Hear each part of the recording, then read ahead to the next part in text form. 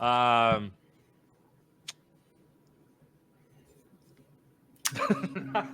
just like, yeah, I don't know.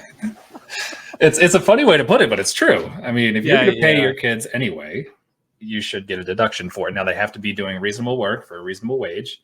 But take advantage of you live in some place like Seattle where the minimum wage is $100 an hour or whatever it is. If they're working for you and doing the work, and it's Seattle says worth $100 an hour, then you can use this as kind of a loophole. Yes, some truth to it, I'll say. But you're not writing off the college directly. Mm-hmm. All right, so you're just kind of writing off a deduction, like a pseudo college deduction. You're not necessarily writing off their exact cost of college. So right. So there's an order of operations. The student does work, you pay them reasonable wage for that, and then they turn around and pay their own college costs. That's how you write it off. That's what the truth lies. Okay, we've already gone, I think, 7 minutes over. We're gonna try to rapid fire through the rest of these.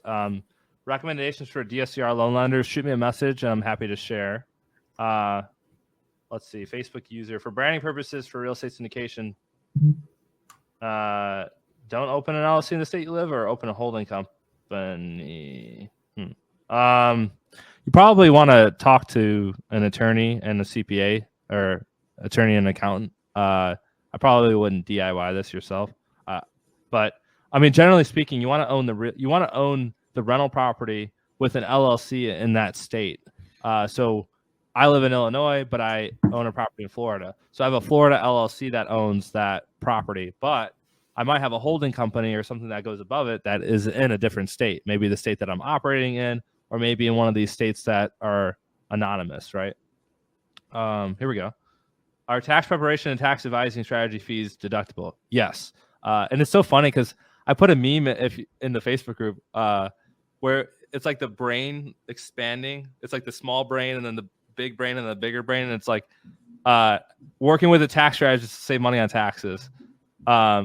Being able to write off the fee that you pay to be able to save money in taxes. And it's just like a double whammy. I don't know. I thought it was funny. But. I think it's funny too. And then, the tax prep, not fully deductible because there's a personal, basically you can't write off your 1040 tax prep, but you can write off any business expenses associated with that 1040 tax prep. LLC, totally deductible for the LLC. And then tax advice is always deductible on the, small business activity that you have or rental activity. So somebody says, can you do a cost segregation on a passive rental property? Yeah. I mean, you could do a cost segregation on any property. You just have to figure out if it's worthwhile for you or not. So if you go to my podcast to learn like a CPA show, I did a deep dive into cost seg. I want to don't quote me. I want to say it was October 12th, 2022 that I did this podcast. And it basically just walks through all the different, it's like 1 to 5 different checklists of whether or not you should do it. Because even though the property is passive and you may not be able to use it to offset your W-2, you might be in a year where maybe you're selling a property. Maybe you have a lot of income coming in to where it's actually beneficial for you to do the study, even though you can't take it against your active income.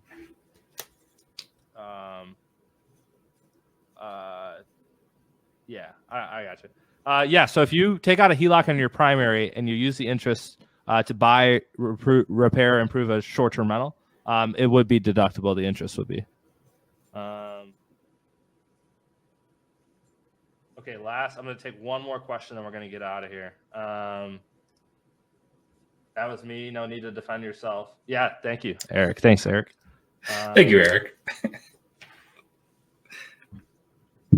Here, last one, Billy. Can bonus depreciation claimed in my 4 short-term rentals offset the capital gain from the 1 short-term rental I sold? Yes, if you do it in the same year. So you have to time it right? So you have to sell short-term rental, and you have to buy short-term rental. Put it in service in the same year. We call that the poor man's 1031 exchange, essentially. At least that's what I call it.